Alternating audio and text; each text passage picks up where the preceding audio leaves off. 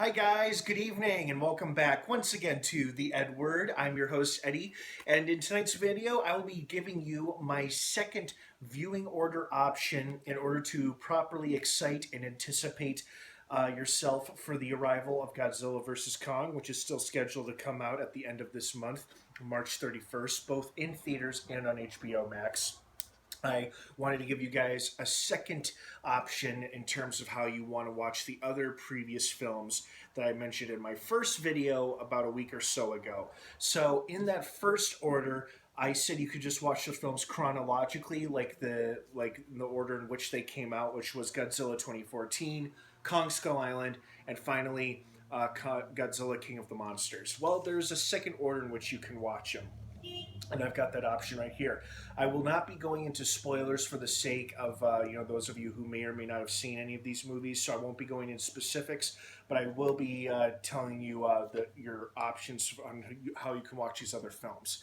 So this is viewing order number 2. Basically, this is the timeline option, meaning you can watch them in like the way the films came out, like timeline wise. Like Kong Skull Island takes place in 1973, and then Godzilla 2014 obviously takes place about 41 years later, and then there is a 5-year gap in real time between Godzilla and Godzilla King of the Monsters, which is why Godzilla King of the Monsters takes place in 2019. They even mentioned at the beginning of King of the Monsters that it's been 5 years since the events of the first Godzilla film. And then for some reason, I don't know why yet, perhaps it matters and perhaps it doesn't matter, but Godzilla vs. Kong will take place 5 years after the events of Godzilla King of the Monsters. It'll be set in 2024 for some reason. That's one of the few things we know about this movie.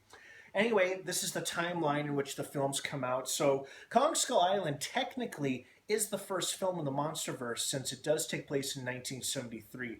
And the post-credit scene does a good job setting up other monsters that we'll see across the other two movies. So this is another fun way to watch it. There's no really preferred way. These movies are very easy to watch and understand. But this is just another fun way to watch them. So you can watch them when they came out timeline-wise, like in terms of like the years in which the respective films are set in their different eras.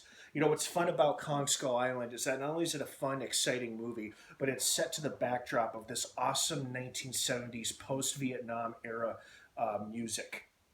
Just very recognizable, awesome songs from the late 60s, early 70s. So, that movie really defines the era in which it's supposed to take place.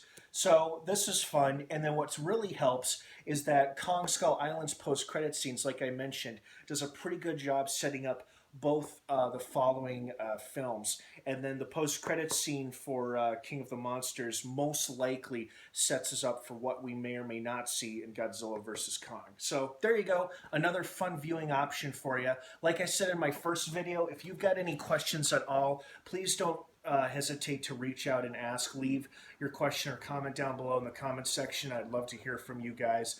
Other than that, that's pretty much it. I will be doing probably one more GvK video before the movie comes out, but that's really all I have to say on it. So are you guys just as excited for this movie as I am? Who are you rooting for? Are you Team Kong or Team Godzilla? Let me know in the comment section. Thanks for watching, everybody. Have a great rest of the night. And of course, until next time, may the Force be with you.